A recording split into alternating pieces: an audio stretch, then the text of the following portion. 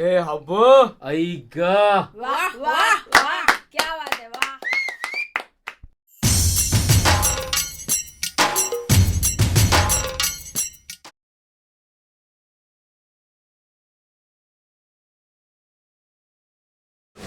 Doctor Babasaheb Ambedkar नावाच्या महासूर्याला कवितेत बांधणं तशी खूपच कठीण गोष्ट, पण हे कठीण काम साध्य केलं नामदेव ढसाळांनी त्यांच्या कवितांच्या माध्यमातून.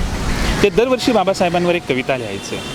आज जर ते कदाचित असते तर त्यांनी पुन्हा एकदा एक महाकाव्य लिहिलं असतं, एक प्रदीर्घ कविता लिहिली असती. नामदेव ढसाळांनी लिहिलेल्या कवितेच्या एकूण संपूर्ण कलेक्शनमधली आंबेडकर 1995 ही सर्वात महत्त्वाची आणि मला सर्वात जास्त आवडणारी कविता जयंतीनिमित्त इथे मी सादर करतो. डॉक्टर आंबेडकर 1995. काळ्या करगोट्याच्या धाग्यात ओवलेली तुझी प्रतिमा माझ्याही मुलानं स्वतःच्या गळ्यात बांधून घेतली आहे. गड्या, आता मला कशाची चिंता नाही आहे. कडी काळाची आव्हानं स्वीकारून कित्येक शतकांचा काळोख ओलांडून तू घेऊन आलास आम्हाला सुरक्षित स्थळापर्यंत. आज आमचे जे काही आहे ते सर्व तुझेच आहे. हे जगणे आणि मरणे, हे शब्द आणि ही जीभ, हे सुख आणि हे दुःख, हे स्वप्न आणि वास्तव, ही भूक आणि तहान, ही सर्व पुण्याई तुझीच आहे. तू बसला आहेस अंतकरणात अंकुरून, दंभ दर्भ लोभ मस्तराच्या, काम क्रोधाच्या सर्व हिनवृत्ती गेल्या आहेत लोपून. तरीही हे करंटे असे कृतज्ञ का निघाले. तू जाऊन 4 दशके झाले नाहीत तोच त्यांनी बॅक टू पॅव्हेलियन केले. पुन्हा जाणाई, पुन्हा जोखाई, पुन्हा येताळाबा, पुन्हा मरियाई, पुन्हा तीच गदळ घाण, पुन्हा तेच निकृष्ट कर्मकांड. 20व्या शतकाचा अंत करून 21व्या शतकाकडे निघालो आहे मी.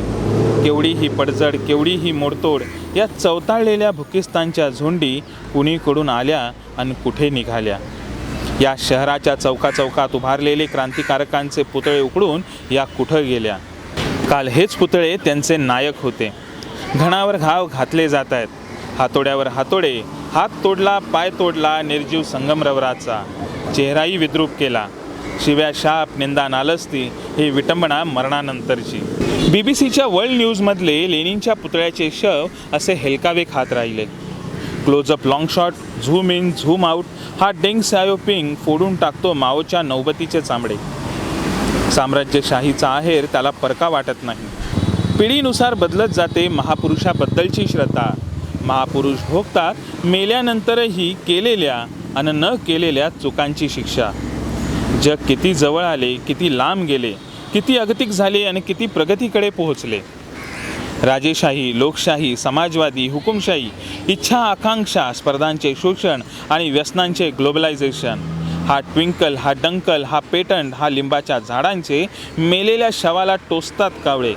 सर्वत्र कावळ्यांची कावकाव, तरीही तुझी प्रतिमा हृदयात घेऊन जगतो आहे. खरे काय, खोटे काय, स्वतःला पारखून घेतो आहे.